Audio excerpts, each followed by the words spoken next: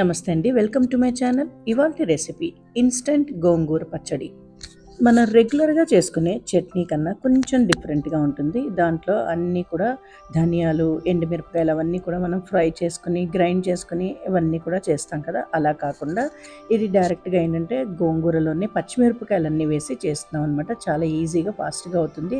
So రెస్టారెంట్స్లో ఇలాగే చేసుకుంటారన్నమాట, ఫాస్ట్గా అయ్యే చట్నీ. అందుకని గోంగూర ఇన్స్టెంట్ పచ్చడి అని అన్నాను. సో ఇప్పుడు రెసిపీ స్టార్ట్ చేస్తాం. సో ఇవాల్టి రెసిపీ గోంగూర పచ్చడి రెస్టారెంట్ స్టైల్లో అంటే హోటల్ స్టైల్లో చేస్తున్నాను అనమాట.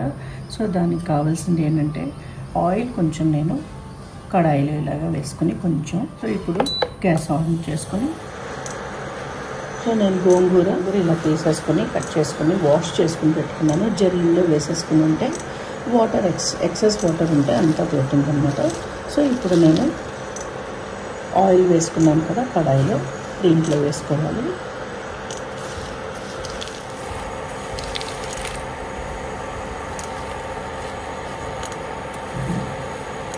సో రెస్టారెంట్ స్టైల్ అంటే హోటల్ స్టైల్లో అన్నాను కదా.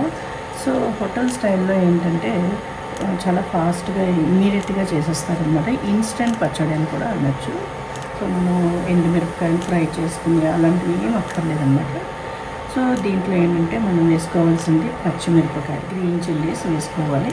సో దాంతోపాటే మగ్గించేసామంటే మనకి పచ్చడి ఈజీగా అయిపోతుంది, స్పైసీనెస్ కూడా ఉంటుంది. నేను 8 to 10 వరకు వేసుకున్నాను.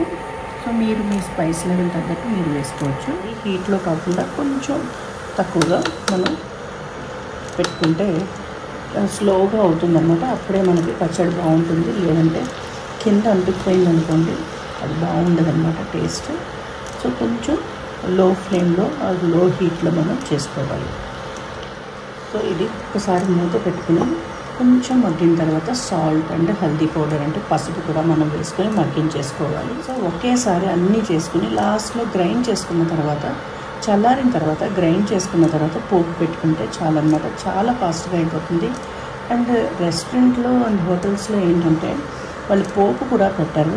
సో డైరెక్ట్గా ఇలా గ్రైండ్ చేసేసి వాళ్ళు పెట్టేస్తారన్నమాట. బట్ నేను ఇవాళ ఏంటంటే పోపు వేస్తున్నాను, చాలా బాగుంటుంది పోపు వేసుకుంటే టేస్ట్ అని. సో ఇప్పుడు ఇది కొంచెం మగ్గాలన్నమాట. ఒక 5 minutes అలాగే 4 to 5 minutes కంప్లీట్గా లో హీట్లో చేసుకుంటున్నాను. సో ఒకసారి కలుపుతాను. ప్యాన్ కింద అంటుకుపోకుండా మనం కలుపుతూ ఉండాలన్నమాట. సో ఇప్పుడు నేను కొంచెం ఉప్పు కూడా వేసుకుంటాను. సాల్ట్ ఒక 1 tablespoon వేసుకోవాలి. సో మీరు మీ టేస్ట్కి తగ్గట్టు మీ సాల్ట్ లెవెల్స్ ఎలా ఉన్నాయో దాన్ని బట్టి మీరు వేసుకోవచ్చు. కొంచెం లాస్ట్లో కూడా మనం కలుపుకోవచ్చు అన్నమాట. అలాగే కొంచెం పసుపు మళ్ళీ ఒకసారి మిక్స్ చేసుకుని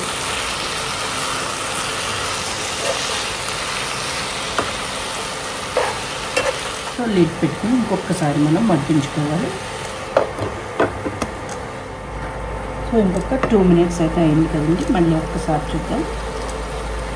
ఆల్మోస్ట్ అయిపోయినట్టే. సో కింద అంటుకోకుండా కూడా అంతా మగ్గుతుంది కదా, చాలా బాగుంటుంది అలా చేస్తే.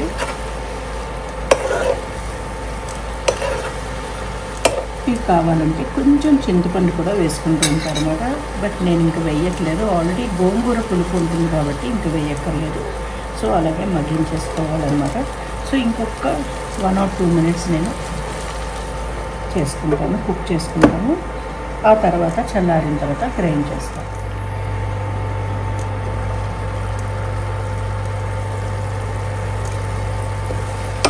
సో ఇదంతా కూడా సాఫ్ట్ అయిపోయిందండి. గోంగూర అంతా కూడా సాఫ్ట్ అయింది, అంటే మగ్గింది బాగా.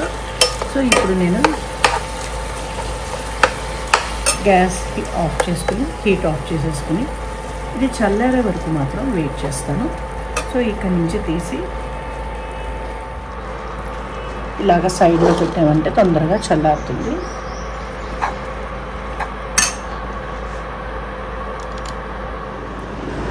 సో గోంగూర కంప్లీట్గా చల్లారింది కదా. ఇప్పుడు నేను ఇది మిక్సీ జార్లో వేసుకుని గ్రైండ్ చేసుకుంటాను.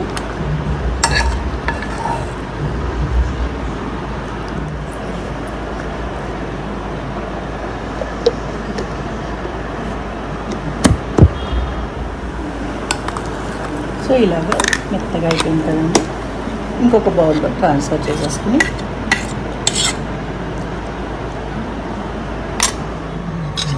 ఇప్పుడు చిన్న ప్యాన్ పెట్టుకుని పోపు వేసుకోవాలి. ఒక 2 టేబుల్ స్పూన్స్ ఆయిల్ వేసాను.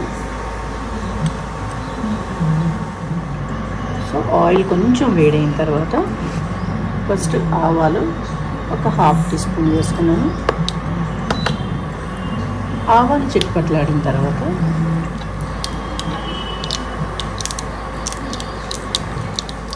సో ఆవాలు చిట్పట్లాడుతున్నాయి కదండి. ఇప్పుడు కొంచెం శనగపప్పు 1 టీ స్పూన్, అలాగే మినపప్పు కూడా ఒక 1 టీ స్పూన్ వేసుకుంటున్నాను.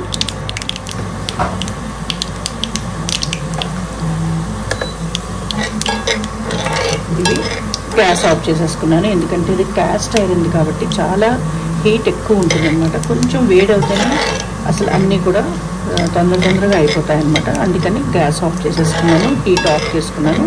అలాగే 2 ఎండుమిరపకాయలు పోపులో వేసుకుంటే బాగుంటుంది అన్నమాట.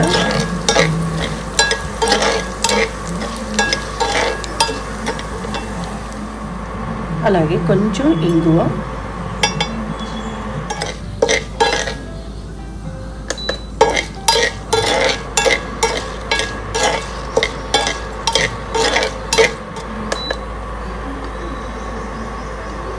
సో ఇప్పుడు లాస్ట్లో నేను వెల్లుల్లి వేసుకుంటున్నాను.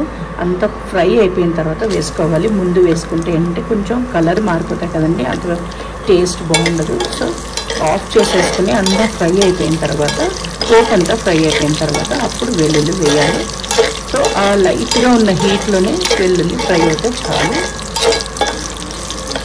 అంతే, రెడీగా ఉన్న చట్నీలో ఇలాగ పైనుంచి వేసుకోవాలి. సో ఇన్స్టెంట్ గోంగూర పచ్చడి రెస్టారెంట్ స్టైల్ అంటే హోటల్ స్టైల్ రెడీ అయిపోయింది. సో ఇది మీరు అన్నంలో, వేడివేడి అన్నంలో నూనె కానీ నెయ్యి కానీ వేసుకొని మీరు కలుపుకొని తింటే చాలా బాగుంటుంది.